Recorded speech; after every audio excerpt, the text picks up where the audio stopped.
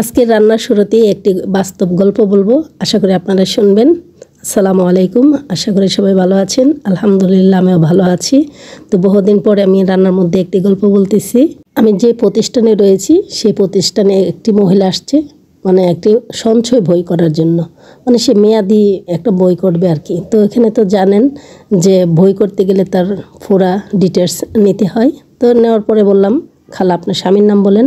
বলল যে না গো মা, স্বামীর নাম বলা যাবে না, মুখে বললে পাপ হয়। আমি বললাম, খালা দূরে থেকে আসছেন তো আপনার প্রয়োজন ক্ষেত্রে একটু কষ্ট করে বলেন, না বললে তো আমরা বুঝবো না। মহিলাটির বয়স ছিল প্রায় 55-52 এরকম হবে।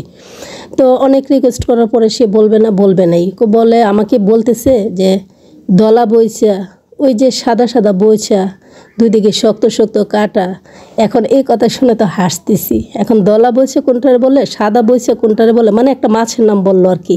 তো কোনোভাবেই বুঝতেছি না। আমার এমডি স্যারও এই নিয়ে হাসাহাসি করতেছে, মজা করতেছে। বলল, খালা তো আপনি এক কাজ করেন, নামটা লিখে নিয়ে আসেন। বললো যে এত দূরের থেকে আসছি, তো এখন তো আমার কাছে টাকা নেই, তো আমি কীভাবে যাব। তো এমডি স্যারে বললো, ম্যাডাম ওনাকে গাড়ি ভাড়া দিয়ে দেন, নামটা নিয়ে আসুক। ওই মহিলা অনেক করে আমাদেরকে বোঝানোর চেষ্টা করছে, ধলা বইচা, সাদা বইচা, দুই দিকে শক্ত শক্ত কাটা, এন তেন, মানে অনেক কিছু বলার পরে আমরা বুঝতে পারলাম না। তো গাড়ি ভাড়া দেওয়ার পরে চলে গেল, নিয়ে একটা ছেলে নিয়ে আসলো। ছেলেটার বয়স হয়তো 10 থেকে 11 হবে। আশা বলতেছে, এই তোর দাদার নাম বল। তো ছেলে বলে, কোন দাদা? বলল যে আমার জামাইয়ের নাম বল। এই দেখে তো আরও হাসতেছে। তো বলল চান্দা আলী। চান্দা আলী যে কি মাছ আজও বুঝলাম না। আপনারা কি বুঝেন যে চান্দা আলী কোন মাছ? এখন তো আমরা পুরাটাই আরও হাসতেছি। আমার এমনি স্যারে বলেন, না তাও হবে না, যান আপনার ওই চান্দা আলীরে ধরে নিয়ে আসেন।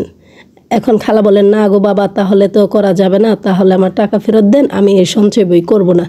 তাও সে স্বামীর নাম বলবে না। কতটুকু মানে জ্ঞান বুঝেন যে স্বামীর নাম বললে পাপ হয়, বলবে না। আর আমরাই বা কি, তাকেও ছাড়লাম না। তো অবশেষে নামটা রাখলাম, চান্দা আলী বলে রাখলাম। কিন্তু চান্দা আলী যে কী মাছের নাম, মানে বোঝা তো আর আপনাদেরও বাকি নেই, আমরাও বুঝতে বাকি নেই। তারপরে ওনাকে নিয়ে একটু মজা করলাম। তো মাছের যে কয় ধরনের নাম আছে, এক এক দেশে এক একভাবে বলে। ওই মাছের নামের সাথে অনেকের নাম মিলে যায়। হ্যাঁ, যেমন অনেক মাছের নামের সাথে মানুষের নাম, মানে পুরা মাছের নাম না হলেও মাছের ধরনের মতো নাম হয়। যাই হোক, আমার গল্পটা একটু মজার হলে আপনাদের কাছে ভালো লাগলে আশা করি আমারও ভালো লাগবে। আমার রান্নাটা প্রায় শেষের পথে। আমি বাইম শুটকি দিয়ে আলু দিয়ে বোনা করছিলাম। তো আপনারা দেখার জন্য সকলকে ধন্যবাদ। পাশে থাকবেন, আমিও থাকবো আপনাদের পাশে। ভালো লাগলে লাইক কমেন্ট করবেন, পাশে থাকতে চাই। আসসালামু আলাইকুম, আল্লাহ হাফিজ।